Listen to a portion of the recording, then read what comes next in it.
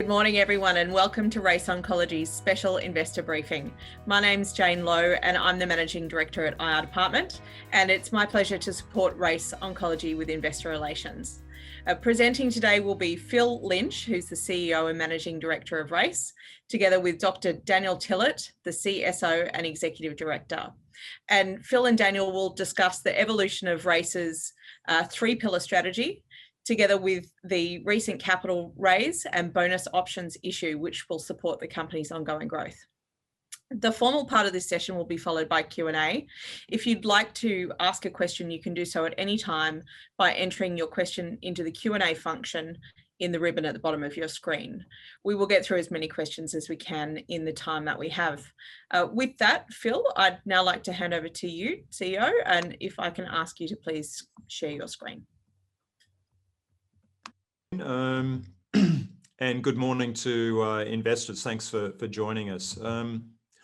So this is an investor update. This deck we published on the 5th of May when we came out of our trading halt, and we'll talk about that, of course, in detail in a minute.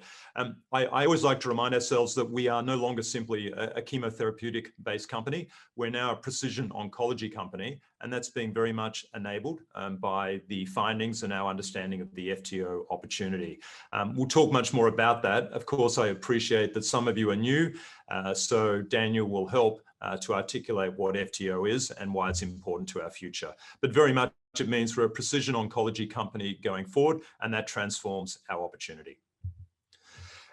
Corporate snapshot, shares on issue about 141 million and an additional 1.8 post the placement we made last week, and we communicated that last Wednesday. That was for $5.4 million. It was supported by the Merchant Opportunities Fund and a number of high net worth investors. So that, if you look at our cash balance at March 31 of 6.5 and you add an additional 5.4, means that we're well supported, well placed, and we're certainly true to earlier comments that we've got this year's program covered, but we have, of course, added additional programs, principally around the phase 1 FTO dose safety study that we'll talk about later. And Daniel will talk to that in more detail. Founding shareholders, Daniel Tillett, invested in us about 18 months ago and is a significant holder, as is Bill Garner, our founder, and the Merchant Opportunities Fund that I mentioned. The other aspect of our placement, of course, is the bonus option issue. That was intentioned very much to do a couple of things. So firstly, it rewards and creates opportunity for you, the shareholders that have supported us for many of you years. But for those of you that are new to RACE, we appreciate your support. That bonus option issue gives you the opportunity at a price when we get our share price we trust to $4.50, you've got the opportunity to purchase that. We hope to be well above that and create value. So that's issued on a 1-for-20 basis, and it's got a 12-month vesting period through to May of 2022. So we hope that that's both an opportunity for you, but equally a source of capital for us. I should say that if those options were fully exercised, we would be raising over $30 million in capital in around 12 months. We can, of course, take questions on that. I know there's been many through social media, but we'll get to a Q&A later that may help in that regard.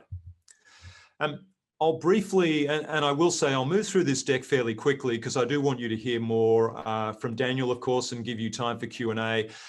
If you look at the grey boxes, these are our highlights. I'd particularly note, of course, last year, our June 2020 result, the phase 2 AML acute myeloid leukemia trial in Israel.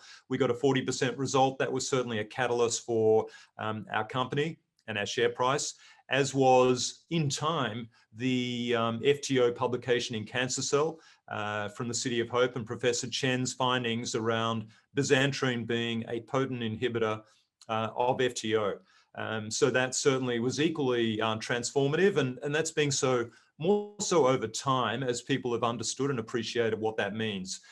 We pivoted, of course, strategically, and that's what this deck will talk about based on those FTO insights. So we'll spend quite a bit of time on that today. But equally through year end last year and early this year, we published positive preclinical results for breast, ovarian, And most recently on breast, we published a final report that demonstrated not only activity, but activity in treatment-resistant cancer cells. So we're very happy with the results we're achieving, and that has informed some of the programs going forward that we'll touch on. The final news that I've highlighted there was Professor Chen of the City of Hope joining our scientific advisory board. And we're looking forward to his engagement and the opportunities that creates mutually. So we like to talk about our business from the perspective of the drug, the people behind the company, and of course the strategy. Bisantrene has a long history. It goes back to the 1980s. Most importantly though, it's been trialed in over 40 human trials. So when people talk to us about safety, we're in a very good place. When people talk to us about efficacy, we know we've got great activity in leukemias, breast and ovarian cancers. And in fact, our drug was approved in 1990 in France against acute myeloid leukemia. But equally, our drug's being manufactured. We continue to make GMP quality drug. We've got a strong and growing patent position. We've got 4 issued patents in the US, and we've got US orphan drug designation, of course, against a specific indication post-registration. So we've got a lot of assets in the drug. So the drug is certainly important to our portfolio and our value. And I think the Israeli result last year was equally a trigger to recognizing that Bisantrene is not simply an old drug, it's still a relevant drug today. The people, so we run a very lean and focused team. So we've created this team built around capability. On the left of this chart on our board, Dr. John Cullity. John's a hematologist. He's got a pharma background in Sanofi and Schering-Plough. He's got a deal and an M&A background in Terea and today his own company. So John's got capabilities that are very important to us, not only today, but upstream. I'm a J&J commercial leader, so I've got a marketing and commercial leadership background in healthcare. Dr. Daniel Tillett, well known to many of you. Daniel runs his own business in nucleics, genomic sequencing business. He's got a La Trobe background in pharmacy. And Daniel's very involved in leading the scientific and clinical programs, joined now by our broadened executive group that I'll touch on briefly. Mary Harney joined us in March. Mary's a non-exec director with good governance background and connections in Peter Mac, Royal College of Surgeons. So Mary balances our executive director roles. So we've got 2 non-execs now. On management, I'll simply highlight Dr. David Fuller, who joins us shortly, commencing 1 July. David is most recently at Syneos, leading their oncology business for Asia Pacific. Syneos is a CRO, so a clinical research organization that helps companies like us and others manage their clinical trials. So David is very well qualified, and I can say already is bringing value to us as we start to talk about strategy and opportunity. And Dr. Marinella Messina. Marinella's been with us for well over a year, a big clinical program background. So very lean board, but importantly, the way we work is we're not seeking to add a lot of people and SGA cost, rather to access expertise globally, regionally, in Australia, wherever we need it, and to do so based on particular needs at points in time. Most recently, the addition I mentioned was Professor Jianjun Chen, who joined us on the scientific board. Perhaps the most important thing I can say and finish before I pass over to Daniel is on the strategy. So we're clear, firstly, about our goals. So we're planning and progressing clinical programs which demonstrate efficacy and utility in targeted indications for Bisantrene. By doing that, as we create value for Bisantrene, that value will ultimately be realized through sale to a scaled pharmaceutical company. That's the ambition and that's the plan. What's changed recently on strategy, and we communicated this at the AGM in November of last year, 2020, principally is pillar 1. So pillar 1 is what we call our FTO pillar. It's where we're going after the opportunity that FTO has presented for Bisantrene. Daniel will talk more about that, but we've got programs and plans against melanoma, clear cell renal cell carcinoma. It's preclinical at this point in time. Pillar 2 is interesting because we've got an anthracycline in bisantrene, but a differentiated anthracycline. We are heart friendlier, we cause less heart damage. We know that from history. We're continuing to prove that, and we're looking to do so preclinically. But we've got clinical plans that we'll touch on later in breast that will demonstrate why we're a differentiated anthracycline. And importantly, pillar 3, we call that our AML, or acute myeloid leukemia pillar. We've got a program in extramedullary that we'll talk to. We've also got a combination trial against RR-AML in Israel that we've announced. That's happening shortly, so we can talk about that in more detail as well. We have other opportunities in MRD and ovarian, but right now we've communicated those that I've just touched on. So with that, I'm going to pass over now to Daniel, and Daniel will take you through detail on those plans and programs. Thank you. Thank you, Phil. So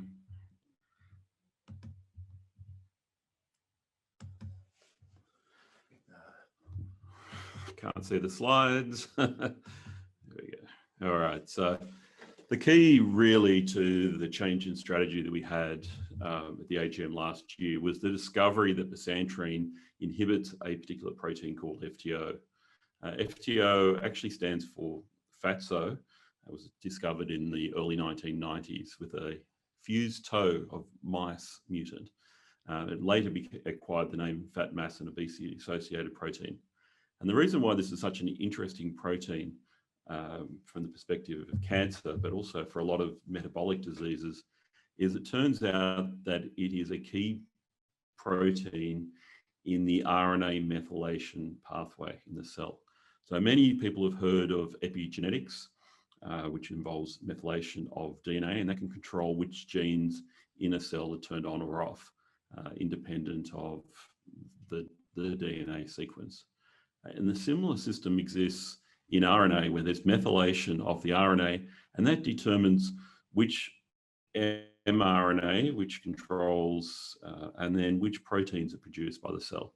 And this is a global system. So inside a cell, there are tens of thousands of different proteins being produced on a regular basis. And which ones are produced in which cell determines what are the properties of that cell. So a muscle cell, a tissue cell, is different to a brain tissue cell because of, not because of the DNA, but because of the proteins that are being produced by that cell. And this is all regulated at multiple different levels, both at which genes get transcribed into RNA and which RNAs get converted into proteins.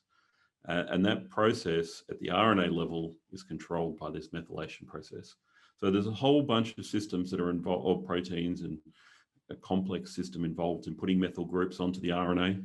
And there are two proteins that are involved in removing methyl groups off the RNA. And when those levels change, you change globally which proteins are produced in the cell. So you will affect tens of thousands of different proteins. It turns out that this is incredibly important for the development of cancer and the progression of cancer, particularly the step from cancer being sort of early stage, easy to treat, to late stage, metastatic, resistant to treatment, is controlled at a global level by this particular methylation system.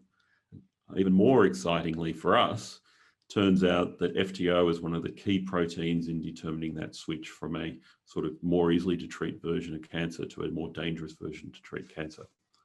And this is a universal system across cancer, and this is very hard to find. If you're a company looking for, a pharma company looking for new treatments for cancer, most of those new treatments are specific for particular cancer types. So it might work just on lung cancer or a subtype of lung cancer. Turns out that this FTO process is across all cancers. There are now currently in the literature, there's been more than 50 papers published identifying that overproduction of FTO causes cancer and drives cancer progression in more than 19 different cancers. So we've actually gone into the literature, and anytime anyone's looked at a cancer type, you know, leukemias or breast or lung or whatever, they've been able to find a subgroup at least where FTO is driving that cancer.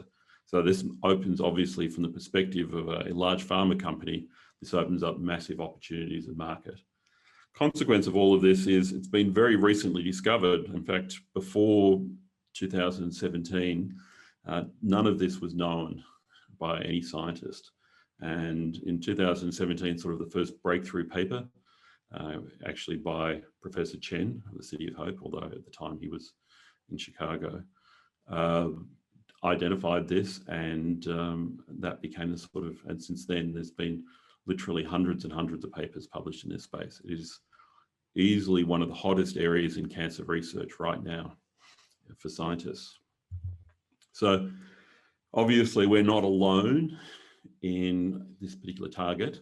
We are rather unusual in that we didn't set out to identify a FTO inhibitor. We were by chance given this. Professor Chen's group screened through 260,000 different compounds that were in the NCI library. And because the NCI, the National Cancer Institute, had worked on bisantrene back in the 1980s, it was in their library. And after he did a big screen, he was looking specifically for inhibitors of FTO, and he found that bisantrene was the #1 most potent inhibitor of FTO. The potency is greater than any other compound that's currently underway or known. And he was able to show that it worked across a number of different cancers, AML in breast, pancreatic, brain cancer, glioblastoma, and now just most recently by a separate group out of the University of Chicago by Professor Herr's team in skin cancer.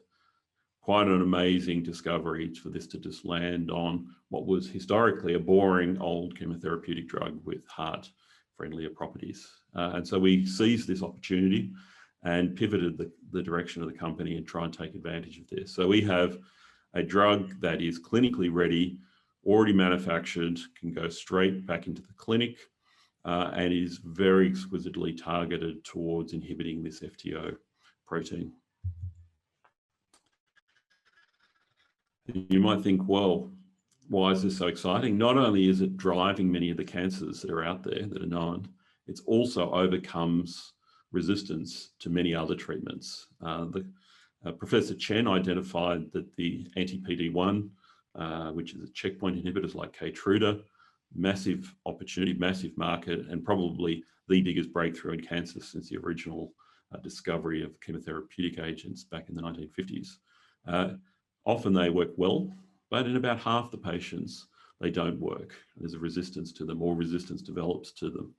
And Professor Herr's team in Chicago has actually identified that in melanoma, that inhibiting FTO, you can actually overcome that resistance, and suddenly the anti-PD-1, the checkpoint inhibitors, will suddenly work.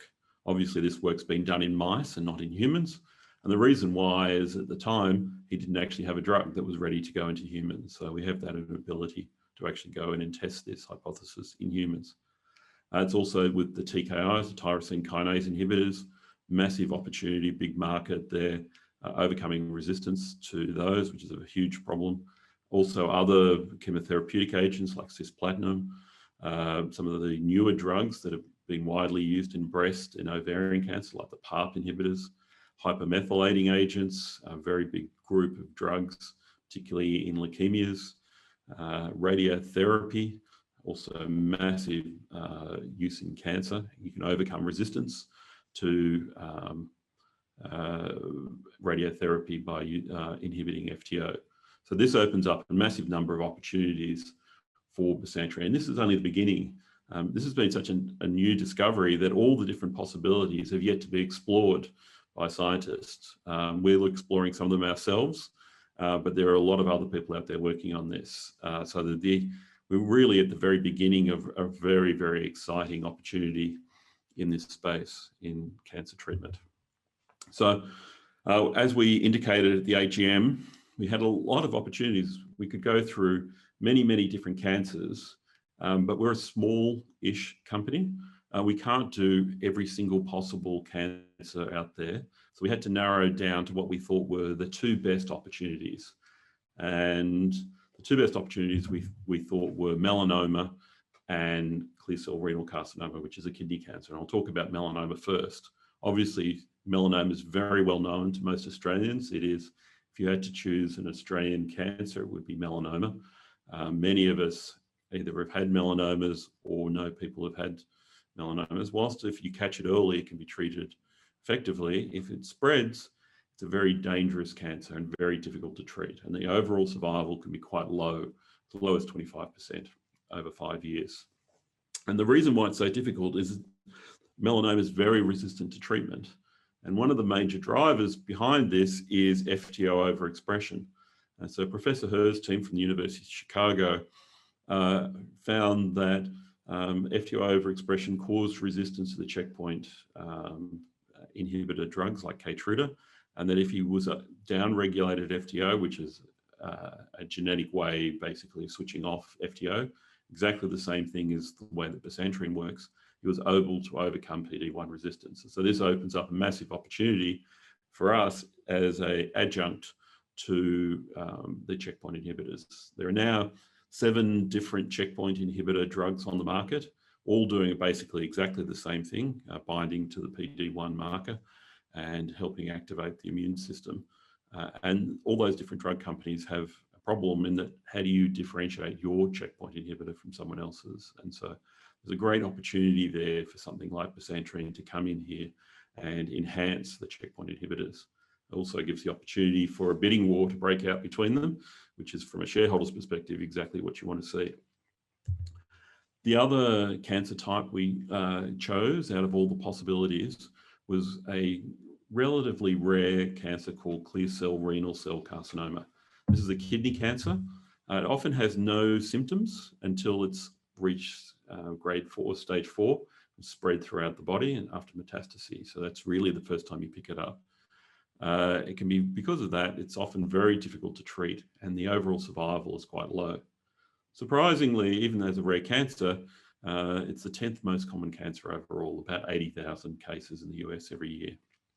It turns out, which from our perspective is very exciting, is they're driven by a mutation, this particular cancer type, in the von Hippel-Lindau gene, which is called FFHL. A group out of Stanford did a big study where they looked for which other genes or which other proteins in the body are required if you don't happen to have a VHL gene. And this process is called synthetic lethality. It's quite a clever way of actually going out and saying, okay, well, if we can get rid of this other protein or prevent its activity, we can actually kill the cell. And what they discovered was that if you don't have FTO or you have inactive FTO, that the VHL minus cells die. And so this gives us a fantastic opportunity for not only a treatment for a very interesting and important cancer type, but it also as a single agent. So the drug on its own can be used to target this particular cancer type. And so these are the 2 opportunities that we are intending to take forward. We have preclinical programs underway in both those, both melanoma and clear cell renal carcinoma, which are examining the use of bisantrene. This has been, we've announced this in April with the University of Newcastle with 2 different groups specialised in this area. So we'll expect to have news about this particular activity over 2021.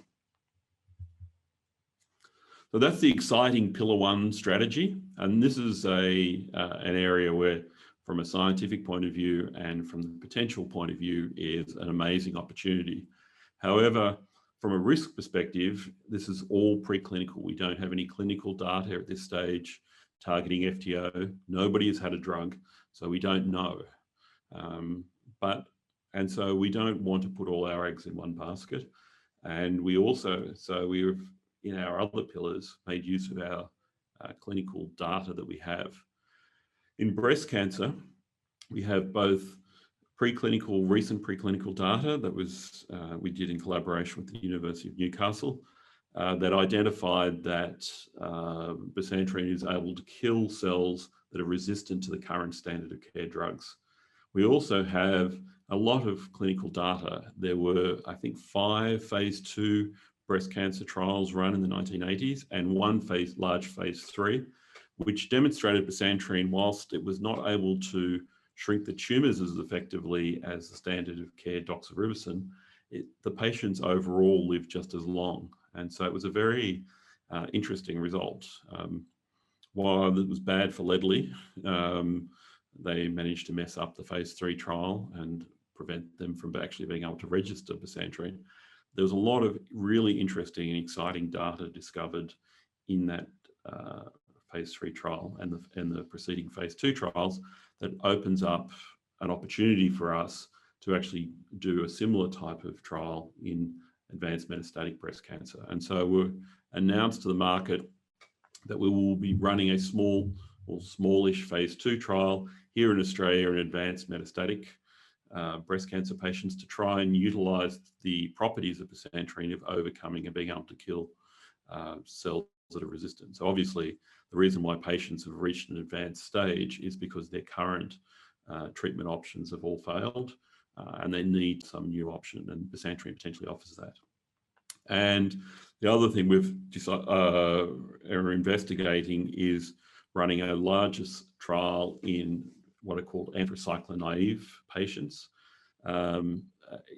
in potentially Eastern Europe or other parts of Asia, where you can actually test and show and demonstrate in a modern environment the cardio safety and the efficacy seen in historical trials. Adding to this, we have a preclinical study exploring the molecular mechanisms behind why bisantrene has this low cardiotoxicity. So it's known from all the clinical trials and all the preclinical work that Ledley did that bisantrene doesn't cause this cardiotoxicity that's common to all the other anthracyclines. At the time, molecular biology was too primitive to be able to answer that question, but today we can actually undertake experiments in the lab and work out exactly why and how this actually occurs. And this is very valuable, not only in supporting all our clinical trials, but it's very valuable from the perspective of, you know, a commercial transaction with a large pharma.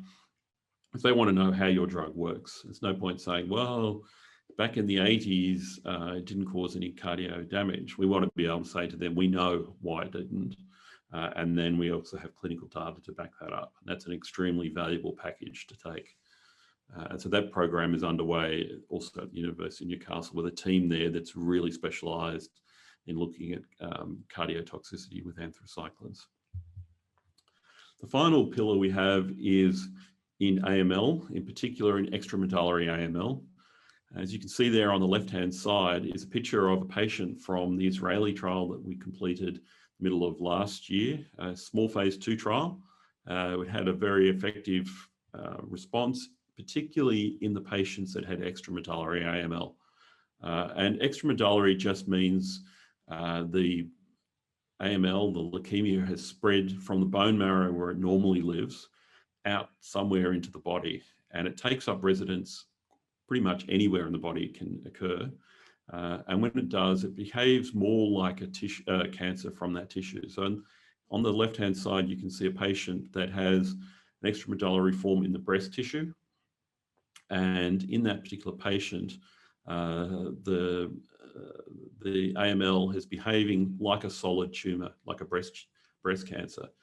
And the reason why this is such an interesting, exciting opportunity for us is that the normal treatments that exist for AML and also the experimental treatments that are being developed don't target the extramedullary form of AML very well. And that's because the treatments that work well on leukemias tend not to work well on solid tumors, and the extramedullary form is behaving like a solid tumor. So that patient there that you can see at the top has lots of tumor in the breast, and then after one cycle of treatment, the cancer's basically completely removed. And so this is a fantastic opportunity. So we have an indication. About 20% of AML patients have the extramedullary form that we can target, that we can treat. And this provides us with a rapid and fast, low-cost way to approval of bisantrene for an indication. Once you have a drug on the market, oncologists can use that drug in any way they like. So as long as it's approved for a single indication, even if it's a very rare indication, they can utilize that drug in other cancers. And so, of course, you can imagine that if there's good data that supports the use of bisantrene in breast cancer or in FTO cancers, but it's licensed for extramedullary AML, you then have an opportunity for large amounts of sales despite it not being licensed at this stage. So that's quite an exciting opportunity there. It also allows us to take advantage of the 505(b)(2) pathway to approval. This is a pathway with the FDA that allows you to use the historical data as though you collected it yourself. And so we can use all those 40 clinical trials, all paid for by Ledley back in the 80s, probably $500 million worth in today's dollars, as though we'd collected that data. And that allows us to satisfy issues around safety and efficacy using only, from our perspective, relatively small trials, pivotal trials. So great opportunity there. So we've been making obviously rapid progress since we pivoted. We've announced the positive breast cancer and ovarian clinical results. We've undertaken 4 preclinical programs that are underway. We've announced that we're in the most recent funding that we will undertake a new preclinical program in lung and breast cancer targeted around FTO. And we've also appointed Professor Chen from the City of Hope to RACE's Scientific Advisory Board. As you can imagine, this was not a fast or quick process. It's an ongoing process, and there will be a lot of news flow around Professor Chen's appointment and how he will be, how we'll be working together to advance bisantrene into the clinic and in treating FTO cancers. He's obviously extremely excited as the discoverer of this to see this program progress. There's a lot of next steps to come over the next 21, 22. There's a lot of trials, a lot of preclinical, a lot of news flow occurring. Probably rather than looking at this, it's probably better to focus on this timeline, give you an idea of what's coming up. As you can see, there's an awful lot of activities, and these are the announced activities that we've said we've committed to. The nice thing about these trials, both the preclinical and the clinical trials, is they're all open label. And open label means that the patient and the doctors know what the treatment that the patient's getting. And so you know very quickly whether the patient responded to the treatment. It's not like a double-blind trial where you maybe have to wait years and years and years before you see a result. With this case, you will know the result. For example, with leukemias, you know within a month whether the treatment worked. For solid tumours, you usually know within a couple of months whether the treatment worked. And so as the patients progress through these trials and are recruited, we will get results, and we will be able to not only be able to communicate those results with potential partners and or acquirers, we'll also be able to share those with our shareholders at appropriate times. So very packed program, a lot going on.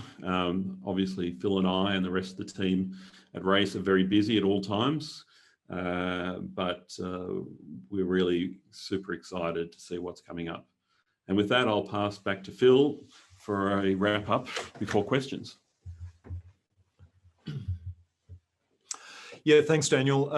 And we'll look forward to questions, no doubt, on those programs and plans. But in summary, if I may say, we pivoted strategy, as you heard at the November 2020 AGM. We did so because the FTO-related opportunity is significant. It's transformative for our company, but we hope equally for patients down the road and shareholders equally. On the risk-reward ratio, we've got a multi-leg strategy. So we've got legacy chemotherapeutic credentials. We're not walking away from them. They're still important, and they still represent a platform to our drug.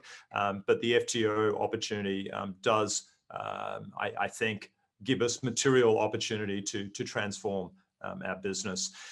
The team we have is very lean, but very focused. I'm reminded by Dr. David Fuller's joining us. I mean, David joined us from a very large company, but happily so. We've attracted him, and he's happy to join us because he understands the opportunity. He understands the science, the clinical opportunity. And David, you know, as one example of us joining us, there'll be others in the future appropriately that do so. You know that we're very careful and considered around the programs that we embark on. In respect of costed, what we do and when we choose to do that. And equally, that's true of capital. We raise as needed when it's appropriate. And I think we did so and demonstrated that last week. At this point, I'll say thanks for your time so far. But I think importantly, I'll pass over to Jane and we'll welcome your questions and sharing them with you. Thank you. Thank you, Phil. And at this stage, I'd like to open up the session to questions. So just a reminder, if you'd like to ask a question, please type it into the Zoom Q&A function via the ribbon at the bottom of your Zoom screen. We've got about 15 minutes for Q&A. So I might start by throwing over to you, Daniel, with the first one, relates to FTO. So when do you expect the first FTO-directed phase 1 trial to start? As soon as possible. We've only just committed to this program after the last capital raise, so we're well advanced in the planning of that. Unfortunately, this requires human ethics approval, and that's a little bit makes it difficult for us to put precise timelines. But our intention is to have patients within 2021 underway in treatment. So. But at this stage, we can't really be any more precise than that. As soon as possible, we recognise that it's a key pathway, and will drive the other trials that we're undertaking. So, plus also potentially show efficacy as well, not only safety but also efficacy. So, we're full steam ahead on this program. Now we have funding to drive that program forward. Thank you. And I might just drop in another one regarding FTO, Daniel. So bisantrine's discovery as an FTO inhibitor caused the transformation into the 3-pillar strategy. Is it safe to assume that FTO inhibition is being measured in all current and future bisantrine trial treatments? Yes, it's very obvious. Unfortunately, I would love us if we could go back to some of the historical trials and test those samples. Unfortunately, they're from too long ago. But yes, FTO will be a standard thing that we'll measure in all trials, including the pillar 2 and 3 trials. FTO will be measured and compared against, which patients respond versus those who don't. And all of this will go together. So you could think of this as all programs, all pillars contain an FTO component. And it may turn out that FTO is actually the reason that all patients respond. We won't know that until we get the data, but certainly at this stage, was certainly one thing that we can very easily do, and it will be written into every single clinical protocol that we do. Thank you. And since we're on the topic, just one more. So can you speak to the FTO dose escalation study, please, Daniel? Okay, so this will be an all-comers trial, and that's one of the great advantages of FTO. We don't have to try and look for specific cancer types. Whilst we've narrowed it down for the phase 2 to two particular cancer types, FTO is overexpressed in all cancer types, basically. And so we can actually take any patient. We can take a lung cancer patient, a breast cancer patient, bowel cancer patient, and offer them the potential that they actually may respond to treatment. And so that has 2 advantages. One, we have the chance of offering a real opportunity to the patients of treatment, who typically, if you're in a phase 1 trial, you've exhausted all treatment options. Second thing is, because of the historical data we have about bisantrene, we actually have a fairly good idea of what sort of doses are appropriate to use. Obviously, we need to make sure that it's safe, given the way that it needs to be dosed for targeting bisantrene at a low dose over many cycles. But all of those sorts of things will be discovered. So it's not where we're starting at minuscule doses and trying to escalate up from there. So we were hopeful that it will recruit and run relatively quickly. If we're really lucky, we'll see some patients respond to that. If that happens, then I think everyone will be happy, not only the patients and the doctors, but the shareholders as well.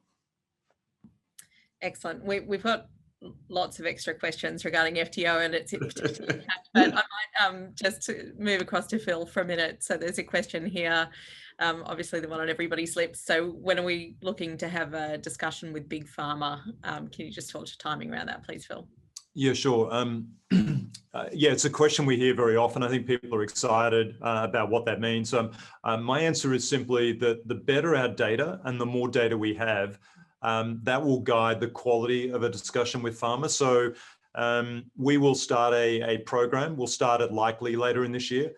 But that campaign, if I may call it that, to market our company should be concentrated, should be focused, and should be deliberate. And so when we started, it will be exactly that. A little bit like selling your house. You don't want to sell your house over 12 months. You need to do it on a concentrated basis, and we'll do so. So later in the year. Thanks, Phil. And I might just throw another commercial question your way, which is one about whether the company's got any plans to list on a US exchange. If I can just ask you to run through that. Sure. Yeah, that's a question I'm often asked. At this point, no. One should never say never, but at this point, certainly no. We've got access to capital here, and in fact, shareholders globally can invest in Race through the ASX. So I think often people assume, well, if we were listed in the US, we might be more richly valued. But I would say in the US, it's a very large competitive market, so we would need profile. That would mean people on the ground. It would mean expense, administration, and frankly, we'd rather stay lean and focused, and we think we can deliver appropriate outcomes that maximize opportunity from an ASX listing at this point in time. Great. This is perhaps a mixed question for you guys. Which trials or work have been brought forward with the funds from the recent capital raise? Phil, perhaps we can start with. Yeah. Well, I mean, the recent 5.4 million raise, we communicated that we would then step into an FTO phase 1 study that Daniel just spoke about, and equally we added a preclinical program, and we mentioned that additional capital would help us on some of our manufacturing programs and plans. But Daniel, do you want to add? No, that actually covers everything that we're doing with the money. We only raise. We're very, I should probably move into the screen. We're very lean. We run Race we only raise capital when we need capital. We don't build up a big war chest of cash.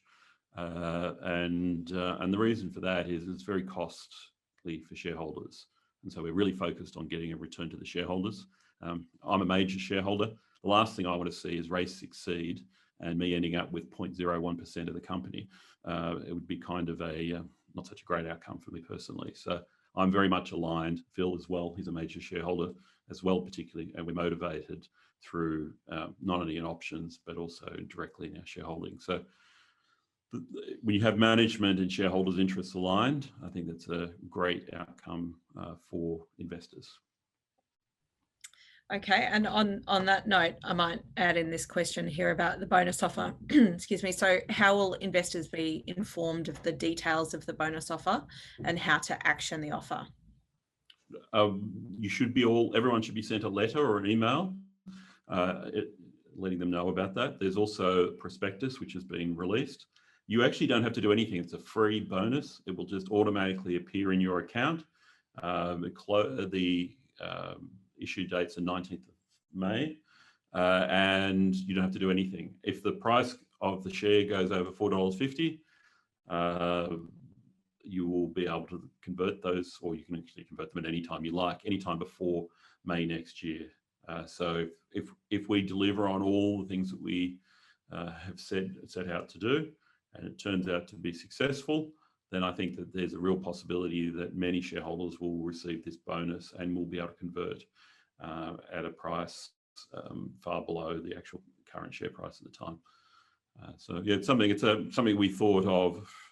How can we reward our shareholders? Often in a capital raise, ordinary shareholders are left behind. Only sophisticated and institutional investors are allowed to participate in capital raising.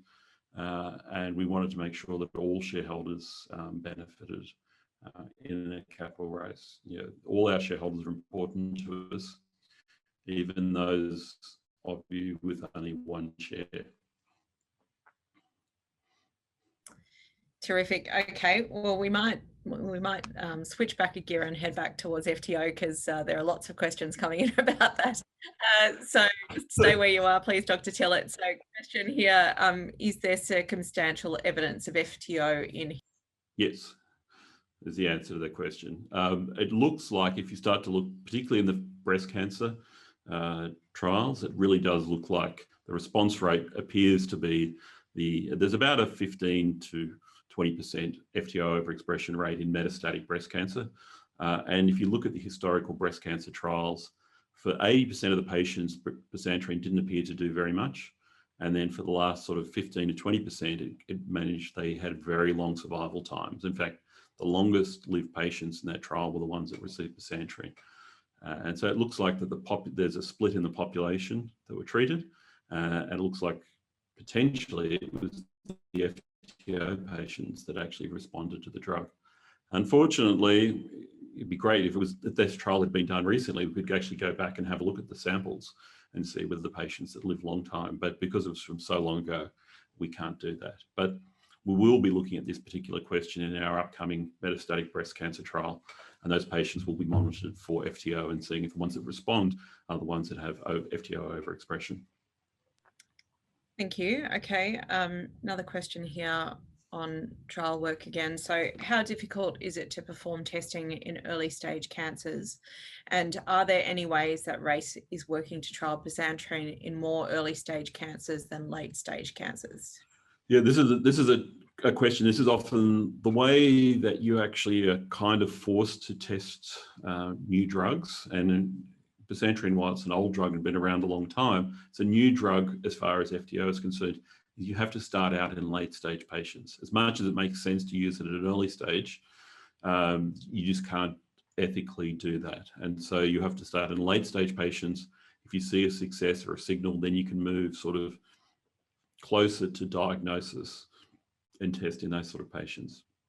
Typically, is a drug will come to market having been tested in late stage, might be licensed for like third or fourth cycle of treatment, and then over time, doctors will test it upstream and the licensing will change over time. So unfortunately, it's just the nature of the way drug development works, is that you can't go in and test in early stage, even though from a scientific point of view, and probably from a clinical point of view, it makes sense to do that.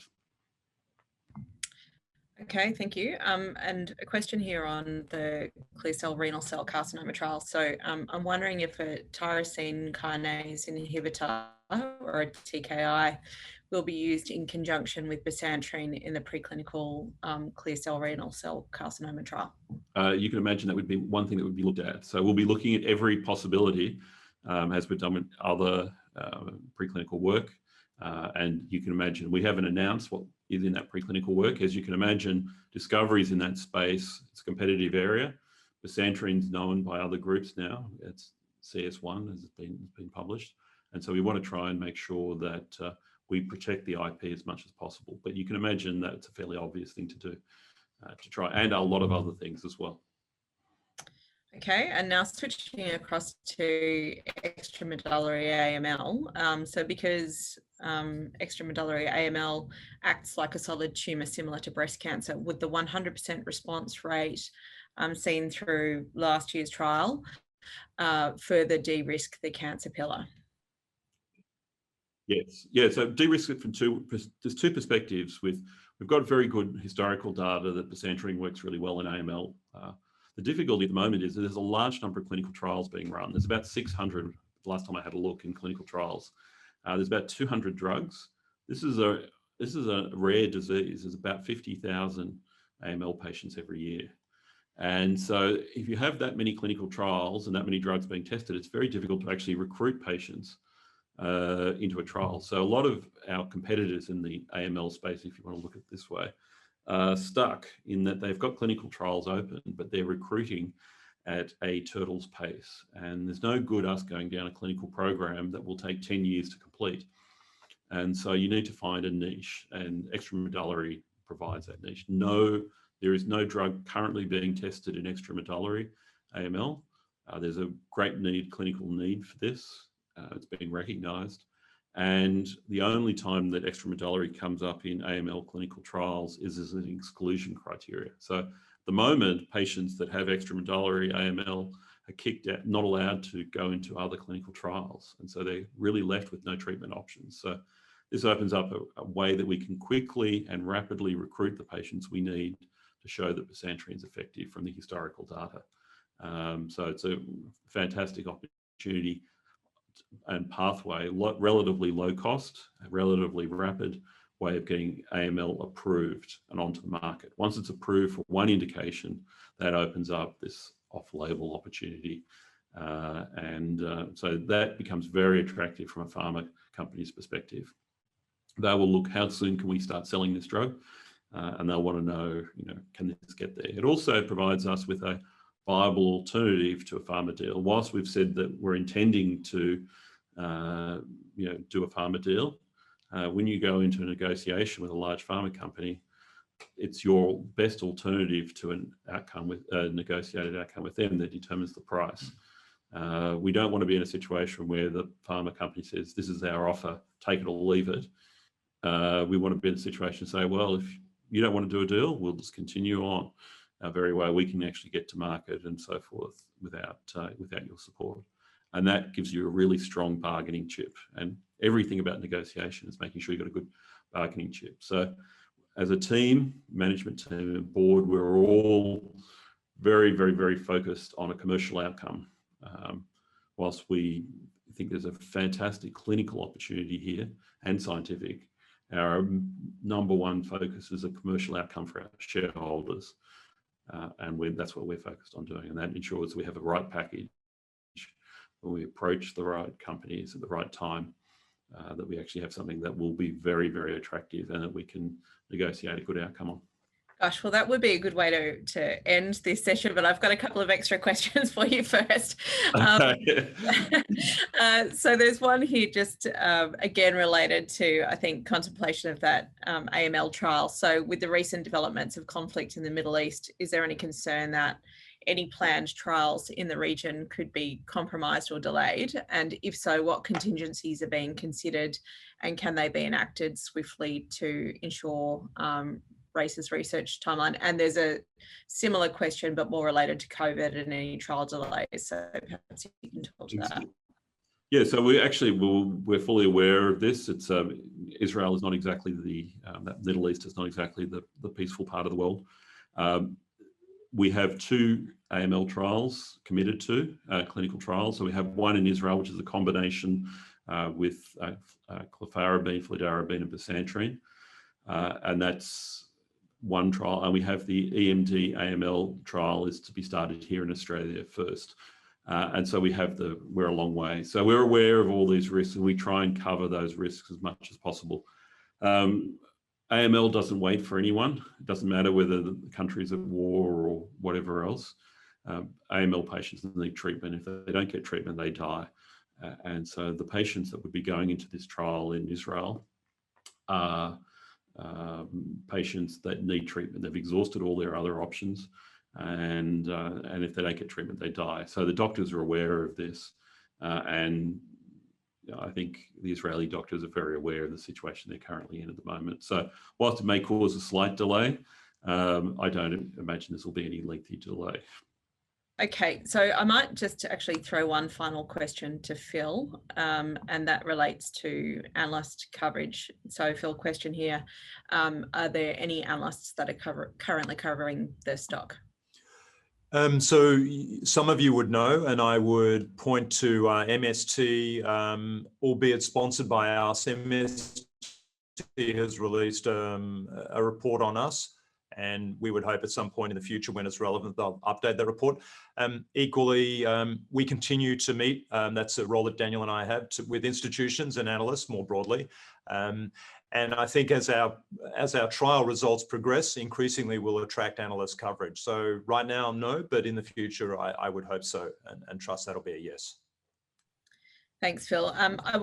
Before I hand back to you for final remarks, I'd just like to say there are a number of questions that we've received today that we haven't managed to get through in the time that we have. So if there are any that we haven't answered, please feel free to reach out to us via the website or by the other channels that you're familiar with. With that, Phil, I might hand back to you for closing remarks. Yeah, thanks, Jane. So certainly thanks to my colleague, Daniel, but importantly, thanks to you all as investors. We appreciate your support, be it long-term or short-term. We hope and look forward to you being on the journey with us. Our commitment is that we'll be considered careful and we'll invest your monies carefully, and we'll keep you in touch. We will keep you as in touch as results land. We'll announce them. I know some of you say we've got a lot of announcements, or some of you say not enough, but when we get a result, we share it. That's our responsibility, and we'll keep doing so. And we look forward to opportunities like today. And again, thank you for your support, and we'll find a way to get those additional questions answered. Thanks, and have a good rest of the day.